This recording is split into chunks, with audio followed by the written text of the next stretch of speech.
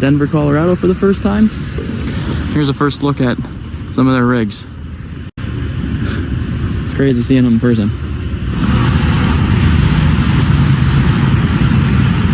How's it going? You good? Yeah. Hey, I'm Zach. Nice to meet you. Nice to meet you. All right. Well, you want to go check out the factory? Yeah, that sounds cool. I'll go fill that up and I'll just park it. Welcome to another video. This video is a bit different. I am looking here at I don't know why I'm looking at this, but I'm looking at RVs.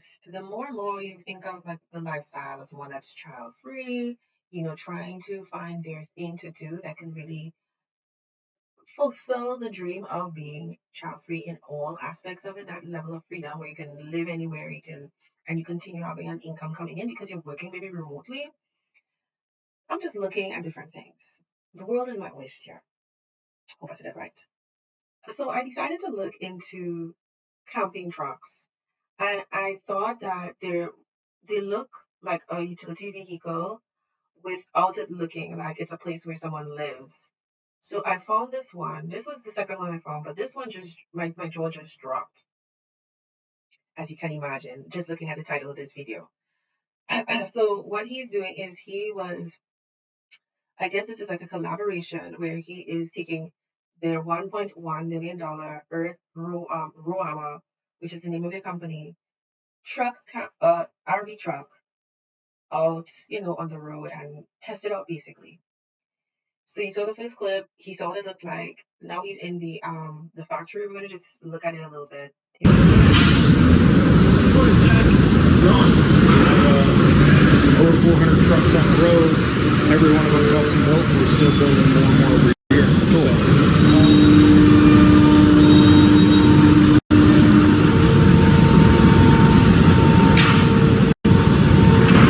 Clearly they're using very, very high-end materials. I don't know why they are using such high-end materials and to really jack the price up this much. Like, let's continue.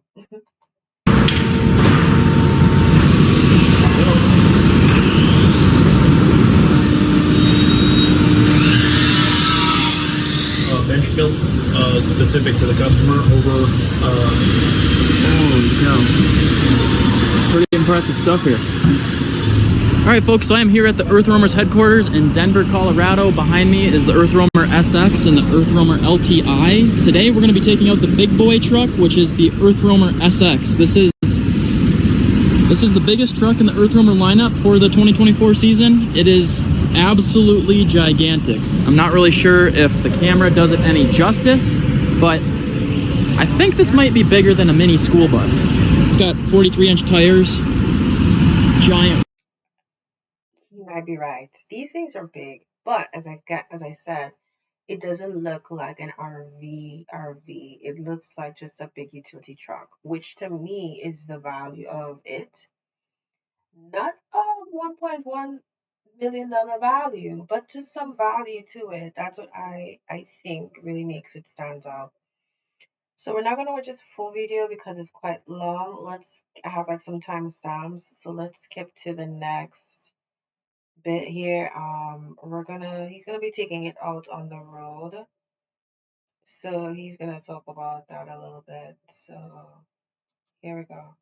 Okay. Here we go.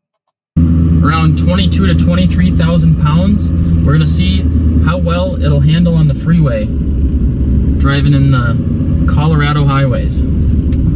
So while I'm driving around a little bit here on the side roads, you can kind of hear the hydraulic braking system working. Because this vehicle is so heavy and because they want it to be able to stop fast, they actually have hydraulic brakes in here versus just your typical old-fashioned brake systems or air brakes.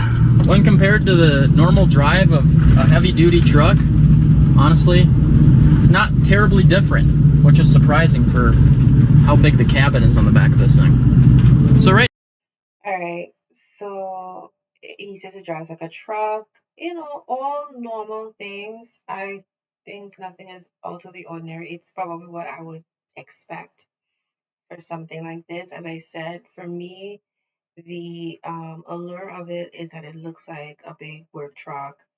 No one's gonna be like, oh my gosh, you're living in that truck. Like it's an RV. No one's gonna think that. And I think that's the the allure of it and why people probably are looking at it. But my gosh, the price though. All right, we're gonna skip along. We're gonna go to the next portion, which is the portion that I'm sure you've been waiting for, and we're gonna see the inside of it.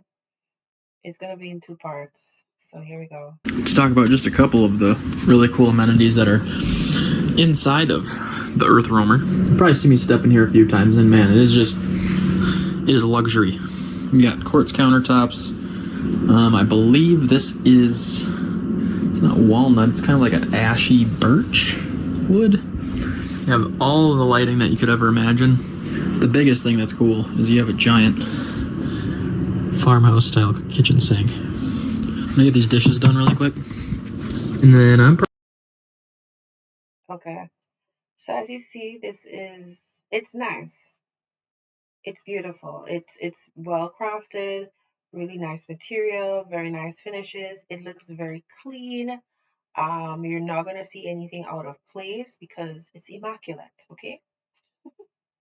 It's immaculate.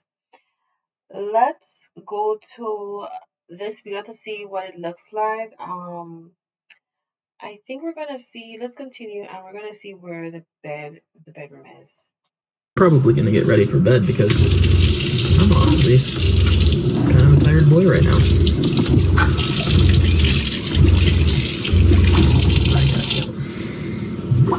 Alright. Pretty crazy that it also comes with some Damascus steel EarthRoamer knives. The organization in here is also, I mean, second to none.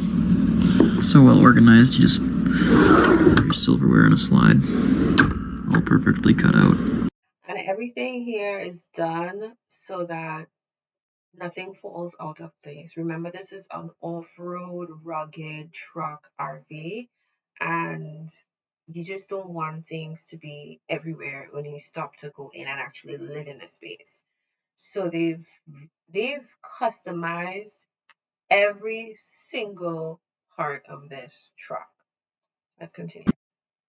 There's even like little rollers inside of there to hold the silverware in so they're not rattling around all the time. They built this in-house too. It's so you can have your ceramics and glassware. Use like a special foam padding right here, and it separates all your plates and it creates them so they don't rattle around and break. You know, they trust their product a lot when they're using actual glass panes and ceramics inside of a vehicle that's meant to go on some of the harshest trails. Did I mention that there's a wine fridge in here? Not much of a wine guy, but Okay, that's ridiculous. But a person who's going to spend $1.1 million probably drink wine. I mean, the everyday person generally drinks wine. I don't drink wine. But like for real. I mean, I'm sure if you're buying this vehicle, you are. Whoa. Even he says it. If you're gonna buy this vehicle, you're gonna drink wine. Even he said it. It's funny. Anyways, let's continue. There's a washer and dryer in here. That's crazy. And then you have like these iPads that you can control your lights. So all lights indirect, I can just tap that and it'll shut off all the indirect lighting. Turn that back on. I can just turn off the direct lighting. Well, whoops, I just turned off of all the lights. Here we go. Now I just have indirect lighting on. Kind of nice. Lighting on the floor, on the ceiling. The other thing that you have in here that's pretty baller, just press this button that says TV monitor. Brother. Alright, you're going away to night TV. This is like a California king bed up here also, and there's another TV in the corner there. This is insane. Alright, well, as I'm absolutely decimating Europa licorice, it would be a good time to show you the security cameras. We got the front view, the back view, and then the They better have cameras because side views right here on infrared cameras. If a bear comes by and tries to steal my licorice, I'm gonna know.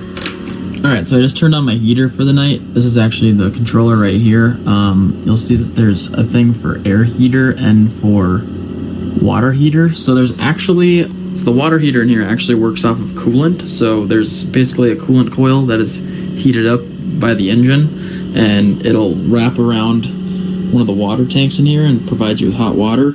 With those coils heating up, they actually produce some heat that can actually floor vents here, which is pretty nuts. Oh, actually,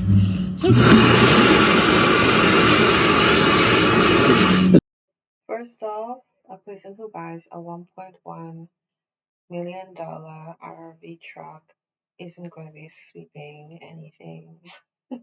I just can't see it. I'm sorry. They're going to have to hire a cleaner to come and clean their truck. So I don't even know why they put that there. that is not the floor vent for the heat. This is the floor vent for the heat, but can we talk about that I just found an in-floor vacuum? Where was this my whole life? That is insane. So now when your floors get dirty, you just brush it over here and it gets sucked up by the in-floor vacuum. Oh my gosh.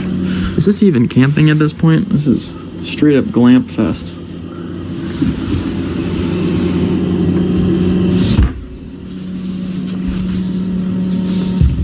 There you go. Okay, so this is interesting. First off, I just made a point and I just had to sit in it and think about it. As he was laying down, I was just thinking, I don't know. Okay, like I can see who would buy this. It's probably a person who just came into money. They're still getting used to having money. So they're doing everything that a regular person would do to a degree. Like if they maybe would have like a really nice place, they would have a cleaner come in maybe, once or twice a week. They would do minimum cleaning around the house. So this is a person that still cleans, still does things for themselves.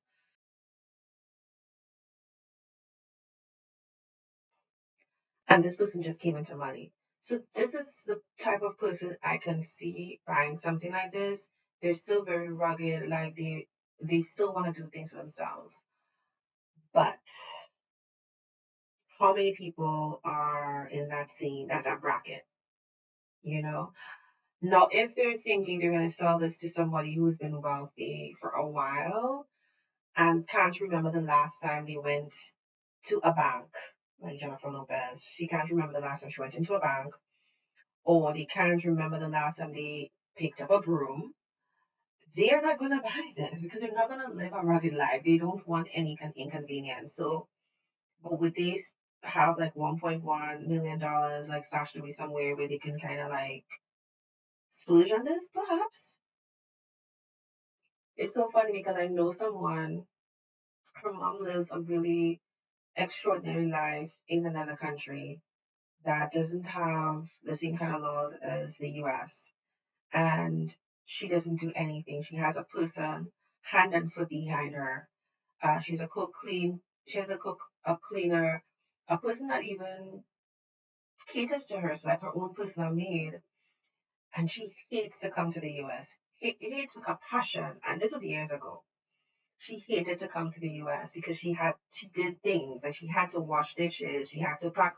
Even if she didn't wash dishes, she would have to fill the dishwasher, and she just didn't want to do any kind of quote unquote work. So again, you have to know.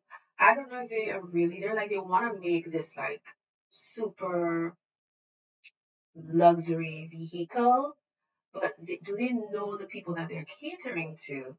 Like some of these people do not want to do, and it's, I'm not talking bad on those people. I'm just talking just what they're used to. Like their lifestyle is used to a particular way of doing things. And so that's my only critique about a business like this. And I already, as I listed out already, I listed out the profile for the person that would want this. They just came into money. They still do their own things for themselves. They still clean for themselves. They still cook for themselves. I think this kid, he's pretty young. He cooks a meal. Like, I didn't show that part. He cooks a meal for himself. He looks like he probably cleans his apartment. You know, this is perfect for a person like him. They're not used to having someone catering to everything whim that they want. All right, so we're gonna move on to the other video, showing a similar truck, but way less. When I say way less, like more than half less than this one. So let's see it.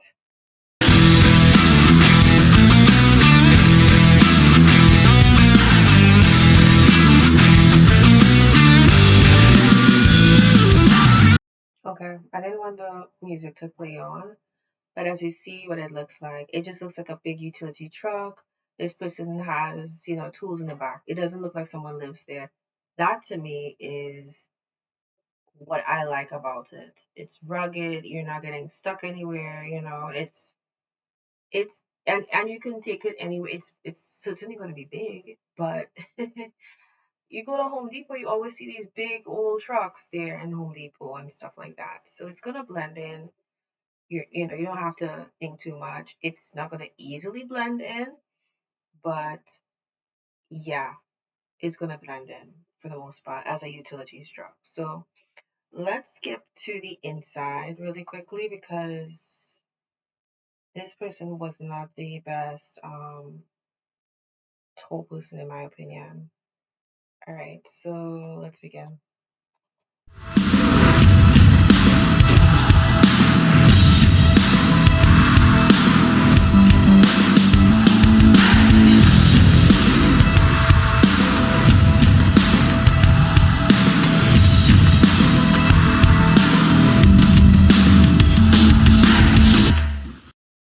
So we'll talk about some of the control features of the Baja Plus. We'll start. All right, so this is why he didn't do a good job with this toy, because he's gonna spend literally 10 minutes talking about this control panel, which to me is just ridiculous. But this one, if you've seen what I've just shown, it's a beautiful layout and it has a lot of light. It's very similar to the one the guy showed, that's the 1.1 million. And it has all the bells and whistles, but it's very clean and very nice. It has the same kind of lighting that he had, the indirect light. And let me skip now to the more about the interior. So we're gonna skip to, let's see. I was guessing 10 minutes he spoke about our panel, but I was actually right. It felt like 10 minutes, and it really was now that I'm looking at the timestamps. So let's continue. On the screen and we won't accidentally push any buttons. Coming over to our sink, with our water pump on, we can of course call for water, hot or cold, assuming we ran our aqua hot. On this system, it is an on-demand water pump. In other words, we should only hear our water pump pumping when we turn the system on. If we hear the little hum of the water pump and we're not calling for water, chances are we might have a small leak that we need to investigate. The good news is all of our little hose clamp fittings are very easily accessed, and you just simply need to tighten hose clamps every so often to prevent a water leak from occurring. The Baja Plus also features a combination oven. This gives you the opportunity to air fry, convection cook, and microwave. A great resource for cooking food. For refrigeration, we have the isotherm 12-volt refrigerator. It's a very efficient refrigerator. There are a couple things to note. It's important to allow for circulation. So in other words, we don't want to pack the refrigerator too full. Additionally, if we can put cold items in as opposed to warm items, that's going to help the refrigerator cool more efficiently. And lastly, we recommend putting the refrigerator dial on approximately 4. It goes all the way up to 7, but cranking it up to 7 can allow for a little additional frost buildup, and it actually turns out to be slightly less efficient. Our cooktop is a 2-burner induction cooktop. We will need the appropriate pots and pans for an induction. A couple things to note, we can't actually turn this on without having the appropriate cookware sitting on here. So that's a nice safety feature. This is a glass top, so you want to be real careful. Now I've got coffee cups or other items up here that could... You see like all that storage on the top? I like that about their series. I don't even know if the one that we just saw, that's the 1.1 million, if it has all of that storage on the top. But that's what I like about this one, especially also all that storage on the top. fall out when I open these cabinet doors. Be real mindful of that. I'm here in the dinette area, super comfortable space with these amazing panoramic windows. This space also converts into a sleeping area, so I would just simply drop my table down and rearrange my cushions to complete that sleeping space. I've also got our electrical and plumbing components hidden underneath here. Just above me is our pneumatic 12-volt air conditioner. And while I'm here, we'll talk briefly about the cabinets. These are oversized cabinet doors, so we don't have to have latches exposed, which creates a really nice, clean look. Here under the driver's side. Okay, so now he gets into the mechanical stuff, which we don't need to see. But as you see, this is beautiful, nice finishes. You can customize theirs. And theirs go for like the lower price one. This is the bigger one. The lower price one, which is just the Baja series, it's the basic one. It starts at like 341,000, right? Okay. And we're gonna see now the sleeping area. So we saw the sleeping area for the other one. Now we're gonna see the sleeping area for this one. And you go to compare.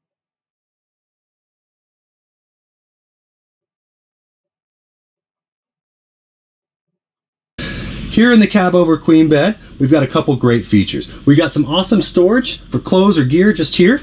Above me is the max air fan. This can be controlled via the controls on the fan or with the remote, which is a great feature. We've also got a couple reading lights with USB charge capability. Here we have the pass-through, which is going to allow us access from the truck into the camper or vice versa. It features a nice cover that was insulated, so it not only gives us privacy, but also help keep it warm or cool if we need it here in the camper. The Baja Plus features a wet bath and a Thetford cassette toilet. We also have a separate light for the shower as well as an exhaust fan on the top here. It's pretty special as well. We've got the dry bath, which just means that the shower and the toilet are separate.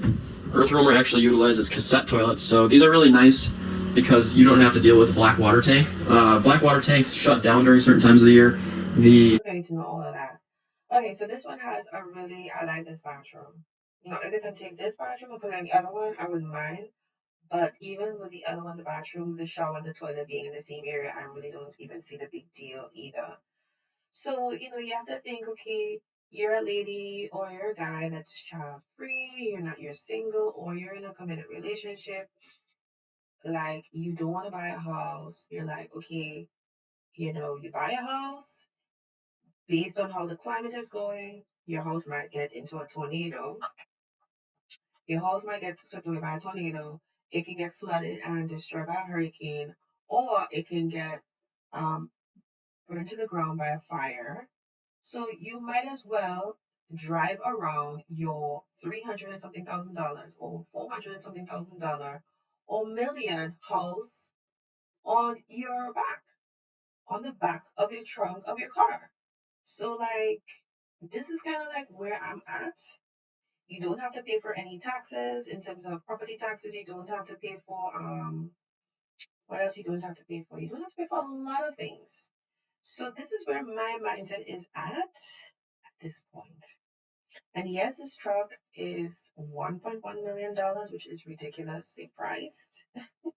Considering it doesn't even have the same bells and whistles like the other one. Now, as I said, the other one, you couldn't customize it, and it starts at 341 for the much smaller one, and then the bigger one it starts at like 4 something. So you're still getting the ability to customize, and you're still able to have like little details in there that you want. As you can see, this one doesn't have the storage above the seats, which I think makes a huge difference because when you're living in such a small space, you need place to put things. Not all of your things, but at least the things that you want to take with you when you decide to do this kind of life. So while I'm bringing up topics about people wanting to live child free and not have any stress, this is just another way to really go full-fledged ahead of a dream life of living off the grid, and instead of dreaming of a house, you can dream of a vehicle that you can take around with you that is your house. So, and it's high enough to drive through flood waters. You see how high that truck is? I'm just putting the idea out there for you all so you can see the vision, okay? Now, I don't know if it's worth $1 million, but people are buying it, and as I said, um, it feels like it's perfect for people that just got into money. Like I'm just seeing some people who purchased it on the side. Just got into some money and they still do household chores. They still do cooking for themselves. This is not for people who have assistance needs. They can't. They don't. They they haven't used a broom or a mop in 20 something years. It's not for those people. So I think the company definitely found their target demographic. I just don't know if this demographic will keep a vehicle this around long enough. Some people I've seen doing RVing, they've been doing it for like 5 years, 9 years. I actually saw a couple, they were doing it for 9 years. So there's people who are like, they had a house, they sold their house, they bought one of these. That's a different story. But they're like a couple. But that is a big sacrifice. You have a house to put everything in a vehicle as a couple. I don't know that that makes sense financially for two people, but for one person, it's your choice. You can die on that sword because you made that decision. But if it's a couple, God forbid you all get a divorce, how are you gonna split? Are you gonna resell this vehicle? And that's another thing. These vehicles, I'm assuming because of the price that is being bought at, the resale value it's probably going to be upheld, but I can already tell the vehicle loses value the moment it comes off the parking lot. But yeah, that's another thing why I feel like this might be a big, I would say it's a ripoff. It may be a bit of a ripoff, the $1 million one, because as I just said, the resale value, you can't. I don't think anybody, unless they don't produce, they're not mass producing. Like that's not their goal. So but I don't even think that's their goal because usually vehicles that are like super expensive or anything that's really expensive, they would make a limited amount of it so that it can maintain its value. And I don't even think they are even doing that, or the company's even thinking about that. Like the more these people drive off the lot with these vehicles, the values it goes down dramatically. Anyways, tell me what you think in the comment section. Is this worth it for people who are child free, trying to live a life of adventure? Is this a good option? Now, I'm not saying the $1.1 million EarthRoamer is an option. I mean, as I said, it has its audience, but I'm more talking about like the Rossmönster, no, the Rossmönster. That one is more reasonable if that's an option that you would do. Let me know what you think in the comments. Alrighty, toodles.